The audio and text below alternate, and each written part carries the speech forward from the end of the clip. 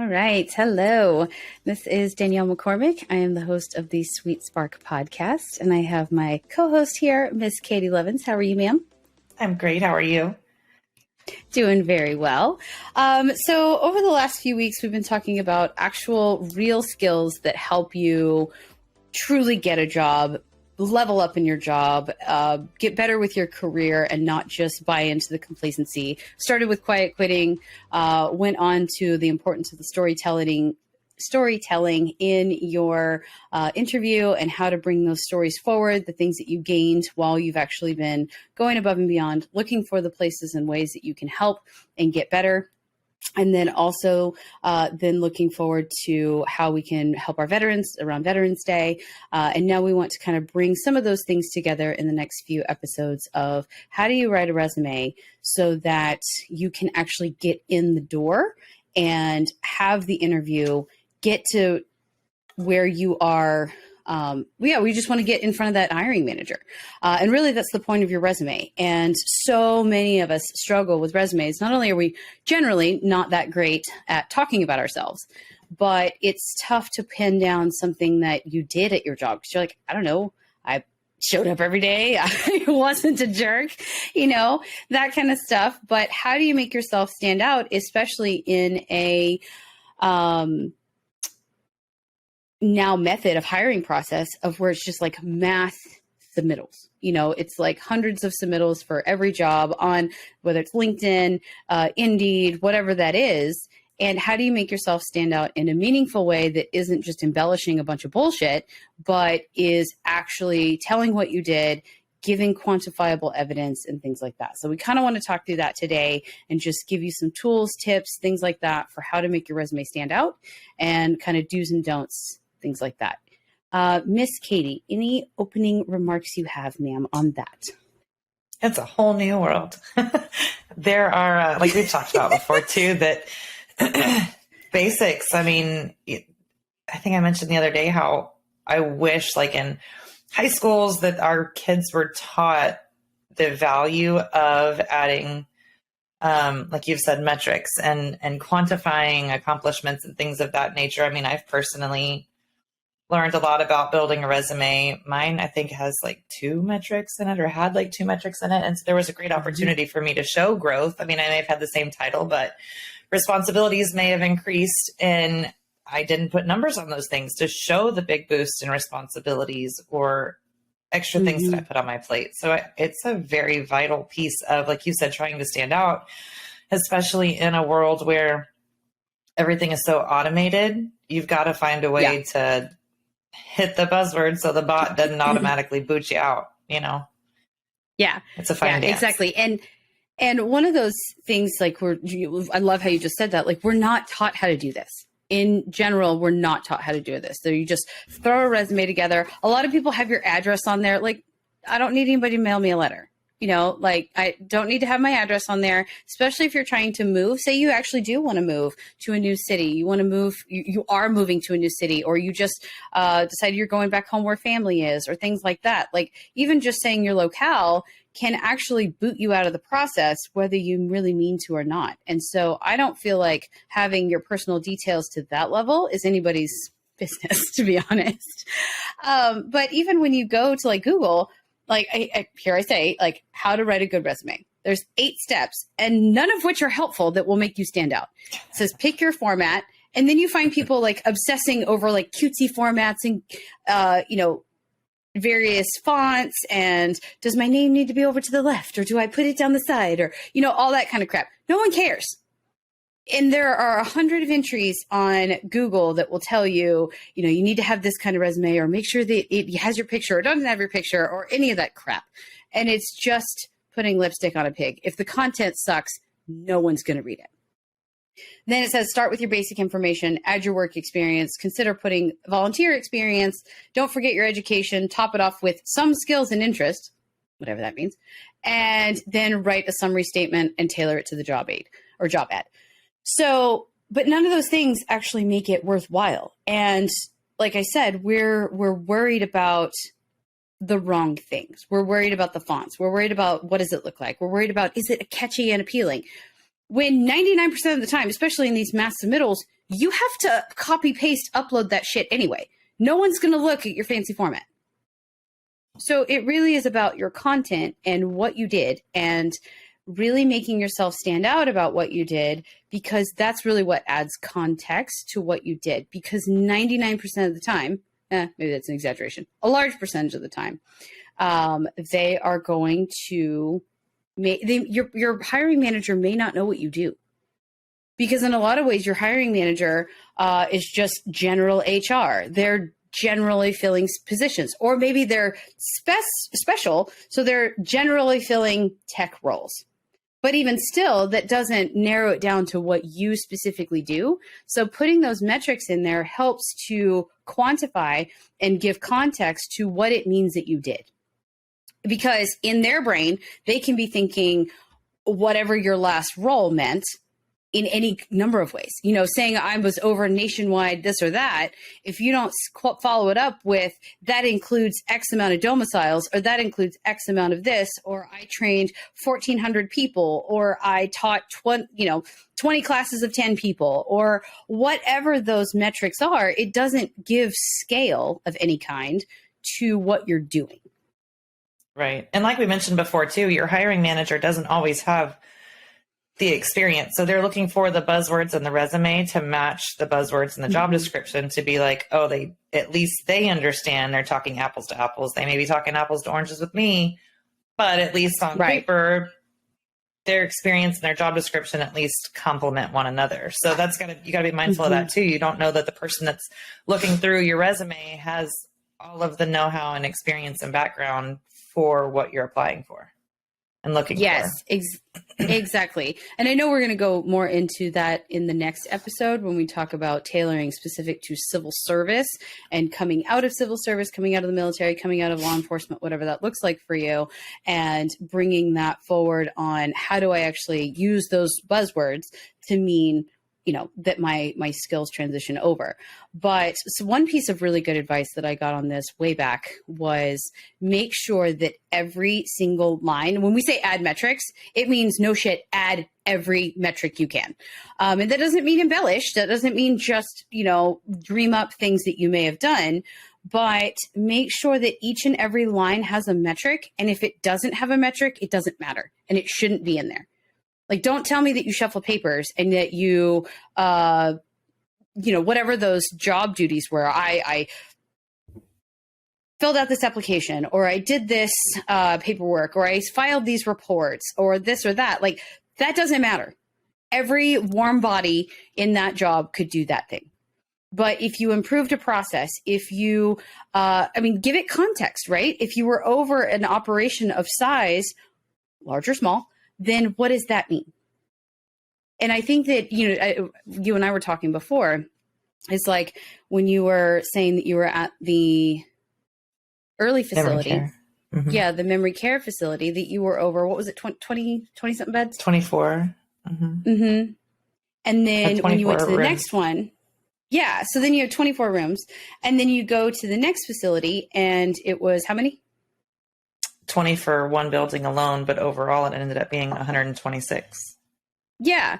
But if you have that same, like you said earlier, you have that same job description, you're still the director of admissions, then what do I know as far as somebody reading a resume that says director of admissions? Is that a hospital in my head? Because I don't know. Is that a giganto building that you're like, oh my God, she was the director of admissions for 500 people? You're like, it was a lot, not that many, or are you the director of admissions and that person comes from a small town and they think that, the little tiny nursing home their grandmother was in that had 10 people is that what that means, And so adding metrics, if nothing else, helps level set so that they know what size of operation you were coming from. They know what size of responsibility you came from. And then as you can, where you're able to relate efficiencies, processes, things like that to dollars and time saved, that's another place you can really stand out and show your value and your worth in your contributions.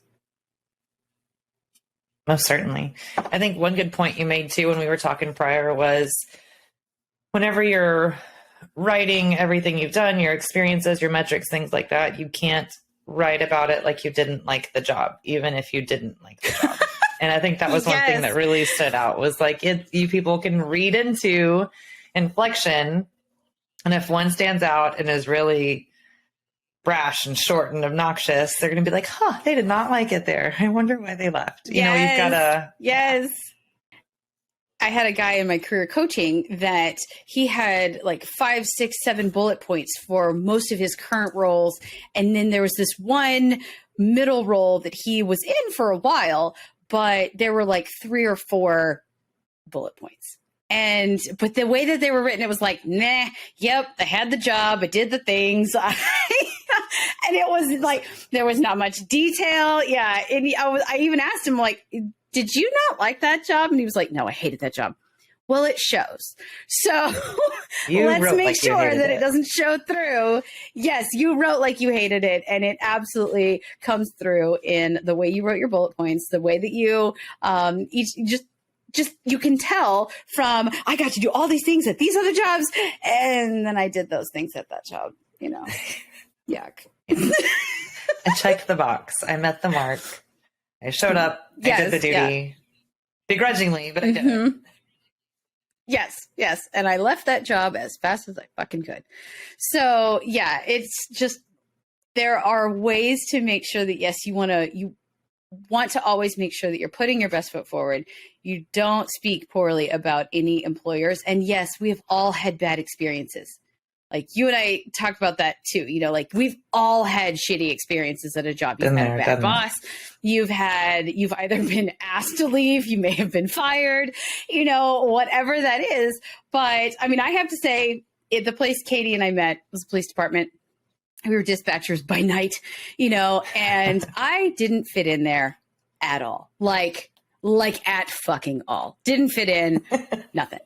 And the way, the management and I were like this, right? And the way that I frame that is, I can't say that I hated that job.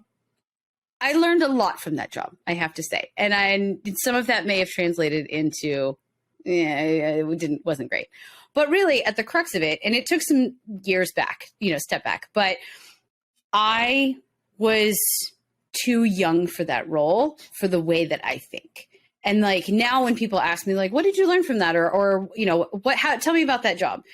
I say that I learned a ton because I've always been very forward thinking. I've always looked for inefficiencies in processes. I've always really made sure that we're taking care of our people, that management is doing the very best they can for their folks. And especially when it comes to the civil service space, that we are always on mission to keep our people safe and, you know, make sure that everybody goes home at night. However, I was also, 21, 22 when we met, and I was a mouthy little shit, and I had no ability to gracefully say what was wrong, what I was finding, any of that kind of stuff. And I was mouthy and obnoxious about it. And I was like, this is wrong, and this is wrong, and this is wrong, and you're fucking this up, and blah, blah, blah. You know, and I wasn't a good employee. And I did my job well. But as far as like getting buy-in and, hey, could we do these things better and all of that kind of stuff, I really learned the value of group work. I really learned the value of trying to work with your upper leadership to bring forth problems. More importantly, bring forth solutions, not just pointing out shit that's wrong. And being able to be a team player that can make your workspace better and all that. But I also have to point that inward and not just say, well, that job sucked because, no, Danielle sucked because I wasn't able. Y'all just weren't ready really for each other yet. Team player. True, we were ahead of our time. That's right. I'm telling you. But yeah, I mean, it was a fantastic learning experience. But you have to take those things with you. So that does demand a certain degree of self-awareness to say, why didn't it work? What could I have learned? What am I bringing forward? But not just pissing and moaning about, well, they didn't like me and I didn't like them and we didn't get along and it was mean girls and this and that. Because you can do that anywhere, but it's not going to shine well in your next role, but also you're not taking the lessons required as to probably why you found some friction there into your future space. Well, and if I'm sitting on the receiving end and I hear I hated it because of this, or I didn't get along because of that, or, we just butted heads constantly, then I'm like, is this person a team player? Do they adapt well? How do they handle, what does their conflict resolution look like?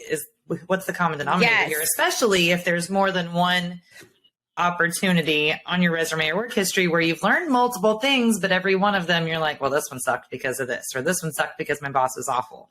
There's one common denominator across the board. So instead, like you said, you have to absolutely shine the light on, this is how I can grow. This is what I learned, and this is how it's benefiting me now, and how I'm a much stronger team player, better listener, advocate for solution, etc. Yes. And I mean, because if I was the hiring manager and I heard somebody, hated this and that, I'd be like, so then tell me about this other role. And then I would start like picking mostly to figure out like, so how much do you suck? Like, how much of an asshole are you? Because if I don't want any of that in my culture, bye. And so if nothing else, it starts to put that red flag out there as far as like, you're kind of a jerk to work with, and you're not willing to grow, and B, you're always pointing the finger at somebody else. And that doesn't make for any kind of team player. Sure as shit doesn't make for a good manager. Not at all. So what are some other things that you see when you're looking at resumes that are just off? Like, I want to give our folks, I can't say that resume writing is the most fucking riveting, thing there is, right? Everybody's like, wow, thanks. This is really interesting. No, it's not. But again, it is the tool required to get you in the door. And then you can have your amazing personality shine through. You can have all of those wonderful conversations, again, cultivating those stories as to why you should be there, why you deserve the money that you do. Because really, that's what this comes down to. This comes down to, what have you done? How well did you do it? Making sure that you not only can walk the walk, talk the talk, as it relates to the job you're in, and the job that you deserve, but we also want to make sure that you don't get overlooked, and it starts with the resume. And honestly, when we were talking about like what kind of tools do we want to put out there for our audience, we didn't really want to do the resume stuff because it's so like overdone, but it's so overdone in a very bad way that we just kind of felt compelled that we just need to go through and be like, this sucks and this sucks. Don't do that, that kind of stuff, and really show what works for people to make sure that you do get the call back for that interview. I think ultimately the biggest thing that I've noticed is just straight watered down. Like, if you don't put the effort into something as basic as your resume, or something as upfront as your resume, then what is your job performance going to look like? So if you have 4 bullet points and it's, I filed the files, I was very prompt, and I worked in the team atmosphere. You know what I mean? Like, if it's super watered down and you don't take any time to explain what does that look like or what did that mean, I think it's just like, I'm doing this because I need a job and I have to, not because I really want this role and this is how I'm going to serve this role well. Right, exactly. And again, it doesn't give context to how large your operation was, what your scale of responsibility was, anything like that. And it doesn't, again, we're trying to get you in the door, right? If it doesn't beg the question of like, I kind of want to know how that person did that, then, because filing the files, okay, cool, thanks. You check the box on the job description. But if you say, I was responsible for 13 territories and I did all of the filings for those for 550, it'll just take what I did at Gap, right? I had a 13 state territory. Yes, I was a project coordinator. I made sure that there were packages put together, that they made it through to the funding board. And then if they approved them from there, great. And then I passed them on to the PM. I was a paper pusher. Like, straight up paper pusher. I didn't put a lot of thought, injected effort, things like that. I kept things together and I pushed paper and I made packets and I sent them forward to the executives to review. But being able to say what I did, as far as I had 40 projects that I was working on at the exact same time, that gives more context and more scale than, I just put packets together. It wasn't one by one by one. I was working on a bunch at the exact same time. we had 5 brands. We had 13 territories. I had 550 stores in my territory. That gives a lot more scale because, yes, it was a small satellite office, but when you're working for a global company, that is a shitload of stores. Like that is a large responsibility, irrespective of what your actual role is. And then going through and talking about how did we save 60%? Because I think I said it in the last podcast, was that we changed the processes. We just went digital with all the paperwork. Well, Right. yeah, that saved 60% of our costs for shipping files every time we had to go anywhere. That made sure that we had $20,000 coming off of our books in terms of expenses. And so then that gives, okay, so this person is this problem solver. This person can handle things at scale, even at a lower level position, and is hungry and interested. I kind of want to talk to this person. Mm-hmm. Rather than, and I'd say I totally rewrote that because I had to rewrite it, because if you're just a project coordinator, no one's just anything, but if at that time I was a project coordinator and I would fall into the, I don't know, ether, if you will, or just fade into the masses if I say the same thing as everybody else. Mm-hmm. Nothing stands out and says this person has something to bring to the table of worth something that has some value to offer that's going to better our organization. Yeah, for sure. So yeah, that's really my main thing here. And if you ever have any questions for us about, hey, how can I help make this better? Really just think inwardly about, who did you manage? What did you save the company? Did you save time? Can you equate anything that you did to resources as far as money? Again, time is money. Did you automate people out of a job? In a lot of ways, that's seen as bad. But if you automate people out of a job, that's a good thing, because you can then take the talented humans that are wasting their brains on, some boring process, and they can go apply it to a problem that needs to be solved, rather than just pushing paper because there's no other way to do it and this process sucks. So anyway, thank you for listening. Thank you for following. Please like, comment, and share with your friends. We, again, are here to be your practical help for career advancement and flourishing in the future. And we'll see y'all again later. Bye.